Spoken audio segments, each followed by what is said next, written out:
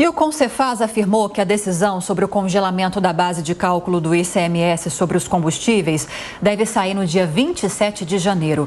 E sobre esse assunto, nós falamos agora com Jorge Santoro, que é secretário de Fazenda de Alagoas e vice-presidente do Confaz.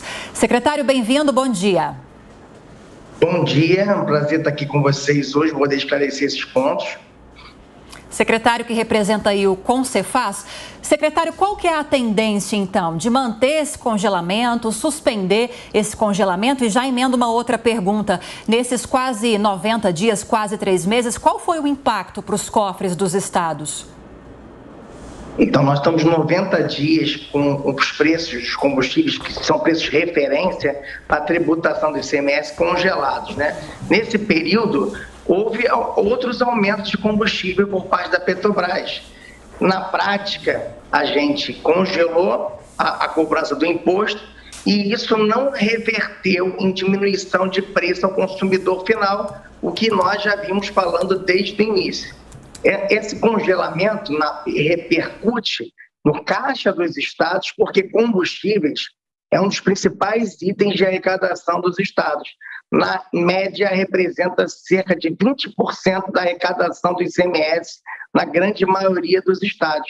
Então, manter o congelamento faz com que os estados percam recursos importantes para manter escolas, saúde e demais serviços públicos que nós prestamos à população.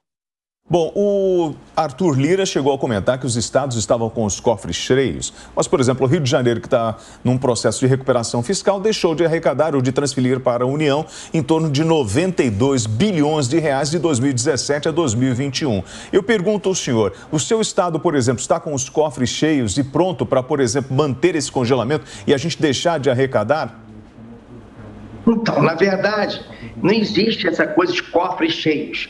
Aconteceu um descasamento que acontece quando a inflação do país dispara, os preços disparam e, consequentemente, o ICMS ele é em cima do preço final. Então, você acaba tendo uma arrecadação no primeiro momento maior, mas no segundo momento, a merenda escolar vai ser mais cara, você vai ter que gastar mais dinheiro, a conta de energia que a gente paga vai ser maior. Então, a gente vai ter um descasamento e a qualquer sobra que teve em 2021 vai ter que ser aplicada em 2022 para cobrir os aumentos de custo decorrentes da inflação. Os servidores públicos estão há 2 anos, pelo menos, sem ter aumento salarial. É claro que com essa inflação tão alta, ele vai ter que sofrer reajustes desse ano.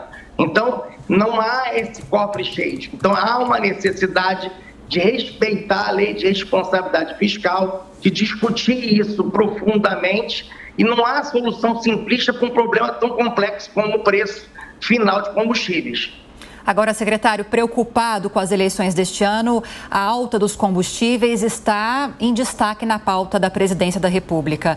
E o presidente Jair Bolsonaro está costurando um acordo com o Congresso, Senado e Câmara para a apresentação de uma PEC que vai determinar algumas medidas para ajudar nessa contenção. A principal seria reduzir ou até mesmo eliminar os impostos federais que incidem sobre combustíveis, energia elétrica e também gás para tentar diminuir esse impacto no bolso do brasileiro. E nos bastidores, há conversas de que o ICMS também faria parte desse projeto. Como é que os secretários de Fazenda e os governadores estão encarando essa proposta que pode ser apresentada pelo presidente? Eu vejo com muito bons olhos essa proposta, desde que o presidente compense os estados com